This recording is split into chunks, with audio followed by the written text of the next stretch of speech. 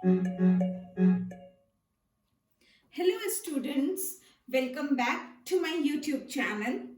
Today we will be talking about class 12th biology practical. Because of pandemic COVID-19, there was much confusion among students कि biology का practical examination या बाकी practical exam कब होंगे, theory का paper कब होगा। तो फाइनली सीबीएसई की तरफ से ऑथेंटिक न्यूज आ चुकी है और अकॉर्डिंग टू दैट इस साल जो टेंटेटिव एग्जामिनेशन के डेट आए हैं वो है from 1st of January to 8th of February 2021। हर साल क्या होता था कि आधा दिसंबर और आधा जनवरी मिला के प्रैक्टिकल्स कंडक्ट कराए जाते थे, पर इस साल पैंडेमिक को ध्यान में रखते हुए क्योंकि सिलेबस नहीं अच्छे से कवर हो पाया है तो थोड़ा सा डिले कर दिया गया है प्रैक्टिकल एग्जामिनेशन को, और वो दिसंबर में शुरू होने की बजाय अब इस साल वो जनवरी से स्टार्ट होगा। तो इसी बीच में कहीं पे आपके टीचर्स बात कर लेंगे अपने अपने रिस्पेक्टिव एक्सटर्नल एग्जामिनर से और अकॉर्डिंगली आपको डेट्स मिलेंगे कि किस दिन आपका कौन सा प्रैक्टिकल होगा। आगे इस वीडियो में हम बात करेंगे about what is the bifurcation of biology practical. मतलब जो 30 मार्क्स का हमारा प्रैक्टिकल होता है तो उसमें कितने मार्क्स की कौन सी चीज पूछी जाती है, तो आगे हम इस वीडियो में उसी के बारे में बात करेंगे। So let us start with the same without wasting any further time. Let us now discuss that how are marks distributed or what is the bifurcation of marks in biology practical।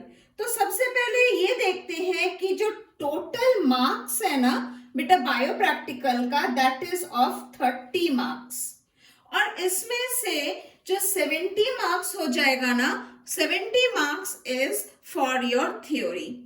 So today we are concerned about only the 30 marks of your practical। तो सबसे पहला जो आपको करना होता है, first you have to do one major practical या major experiment ये करना पड़ता है and it will be of 5 marks.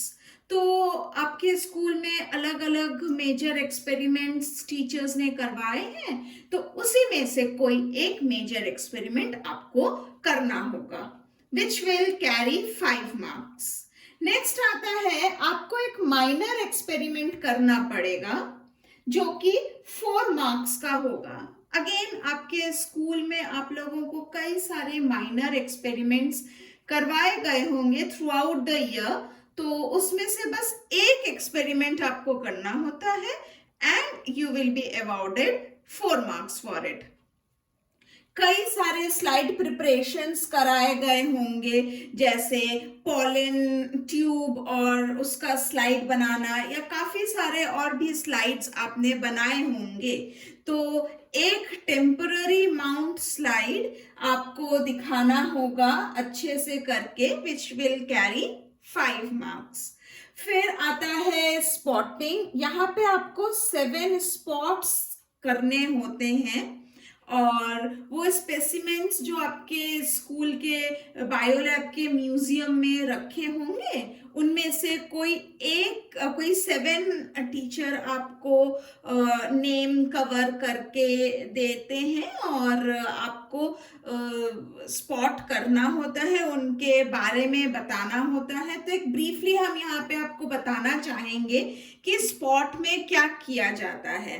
Spotting में you have to identify the spot. आपको ABCD जो भी आपका स्पॉट नंबर है आपको सबसे पहले नाम लिखना होता है, उसका common name as well as उसका बायोलॉजिकल नेम लिखना होता है। फिर आपको इसी स्पॉट में ये हो गई एक बात। दूसरी बात, स्पॉट में आपको पूरा क्लासिफिकेशन लिखना होता है स्पॉट के बारे में। और तीसरा, आपको स्पॉट के बारे में कमेंट्स करने होते हैं। मिनिमम 5 कमेंट्स करने होते हैं, जिसमें से 2 आर आइडेंटिफाइंग कमेंट्स, मतलब कैसे आपने उस स्पॉट को पहचाना, और बाकी के कमेंट्स उसके कैरेक्टर्स, उसका बिहेवियर, उसका हैबिटेट, उसका mode of nutrition, mode of reproduction, इससे रिलेटेड कमेंट्स आपको लिखने होते हैं। एंड लास्टली जो फोर्थ काम आपको करना होता है, you have to draw the diagram of the spot and you have to label it. तो ये सारा करने के लिए you are provided with 2 minutes. एक स्पॉट के लिए आपको 2 मिनट का समय मिलता है। जब हम डायग्राम की बात करते हैं तो रिमेंबर, डायग्राम बहुत खूबसूरत नहीं बनाना है। Diagram has to be neat and well labelled. सभी को पता है कि 2 मिनट में बड़ा मुश्किल है इतना सब कुछ कर पाना।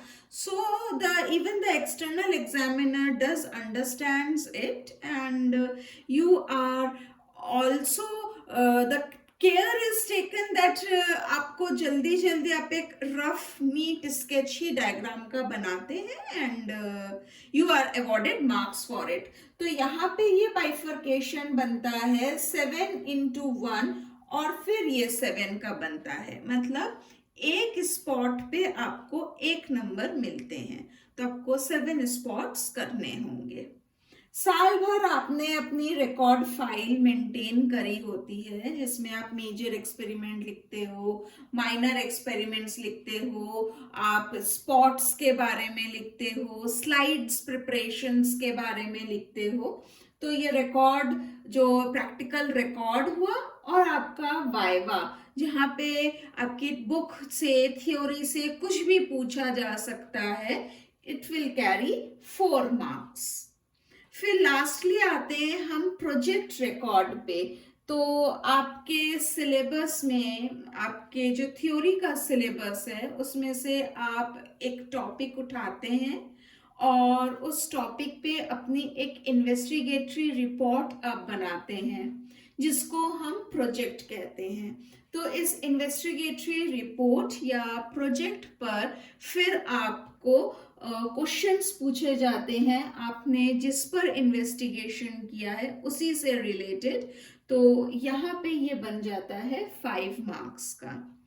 बेटा यहाँ पे हम आपको एक चीज बताना चाहेंगे, that do answer to the questions which are asked in your viva, because if you don't respond to the questions in viva, the internal teacher, जो आपका स्कूल का टीचर है, आपका subject teacher, he or she fails to help you to score marks. Only and only you can help yourself to score marks. तो इसीलिए आप answer करें अपने वाइवा वॉइस का, और बहुत अच्छे से तैयारी करिए अपने सब्जेक्ट की। You should have a very deep knowledge of the concern subject. तो ये था detailing about the practical examination of biology and marks distribution. कहीं पे अगर आपको लग रहा है कि this video is helpful for you for your own board examinations, so do hit the like option. अगर आपको लगता है कि ये वीडियोस मेरी worth sharing to your friends भी हैं, जिससे उनको भी हेल्प मिले, तो please do hit the share option. And if you are new to my channel, then do subscribe my channel, because every time I post something new, something for your own benefit। बेटा इस तरह से marks के distribution का तरीका कोई खोल के नहीं बताने वाला, कोई नहीं बताएगा कि कौन से मार्क्स कहाँ पे कितने होते हैं. So similar videos and related to academics I keep posting on my channel, so do subscribe my channel. So at the end, with the hope that आप अच्छे से तैयारी करेंगे अपने प्रैक्टिकल्स की, आप अच्छे से अपने थ्योरी और अपकमिंग बोर्ड एग्जामिनेशंस की तैयारी करेंगे. With all my best wishes, I end my video here.